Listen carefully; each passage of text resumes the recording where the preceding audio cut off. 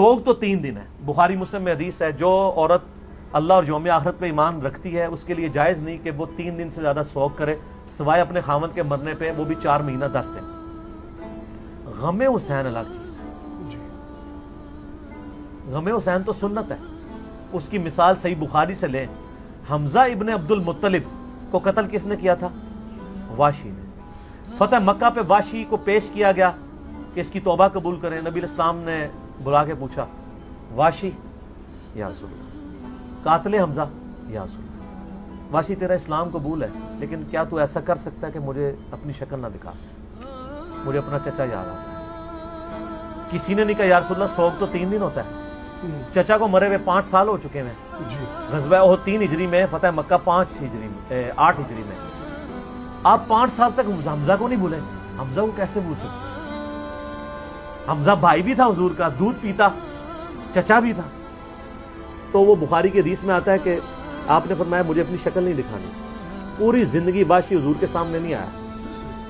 نبی علیہ السلام حریص علیکم بالمؤمنین رؤوف الرحیم ہے, اس کے باوجود کہہ رہے ہیں واشی مجھے شکل نہیں دکھانی. اچھا مجھے بتائیں, انسان کو اپنے چچا سے زیادہ محبت ہوتی ہے یا اپنی اولاد سے؟ چچا کے قاتلوں کی شکل حضور دیکھنا نہ چاہیں, اور حضور کی اولاد کو جنہوں نے قتل کیا ہے ان کے آپ قصیدے پڑھتے ہیں؟ ان کے ساتھ تو وہی ہونا ہے, سحقن سحقن لمن غیر بعدی, بخاری مسلم میں. دور کرو انہوں نے میرے بعد میرے دین کو بدلا.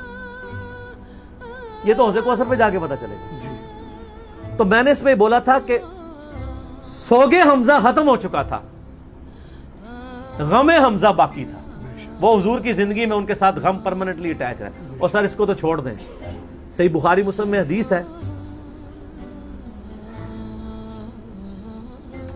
سیدہ عائشہ کہتی ہیں کہ میں حضور کی بیویوں میں سب سے زیادہ جس سے رشک حسد کرتی تھی نا وہ خدیجہ تھی.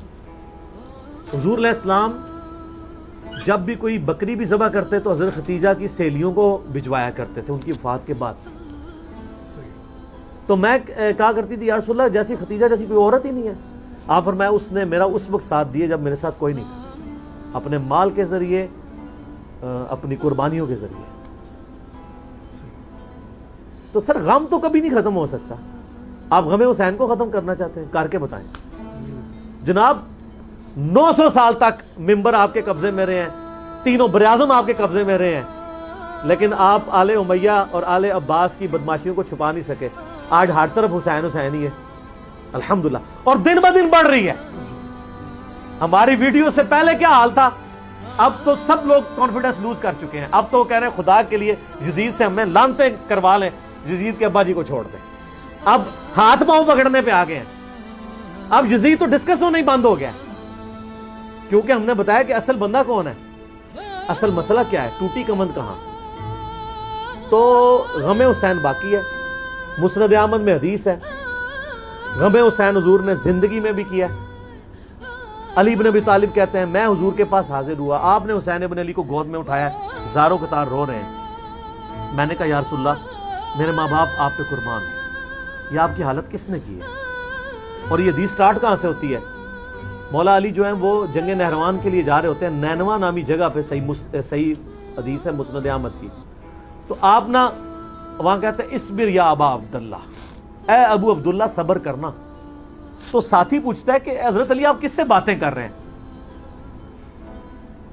تو حضرت علی حضرت حسین سے باتیں کر رہے ہوتے ہیں, حالانکہ حسین ساتھ نہیں تھے, لیکن ایک نعرے کے طور پہ کہ میرے بچے صبر کرنا.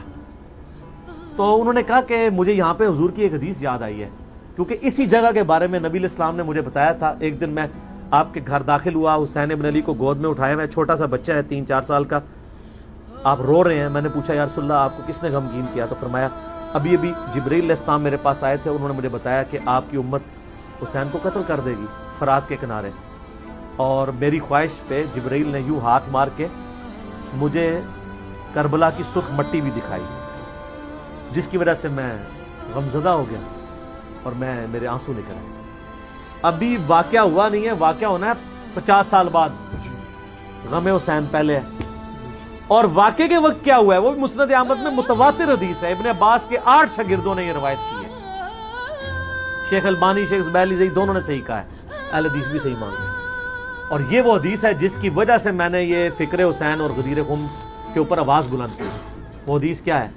مسند احمد میں ہی ہے.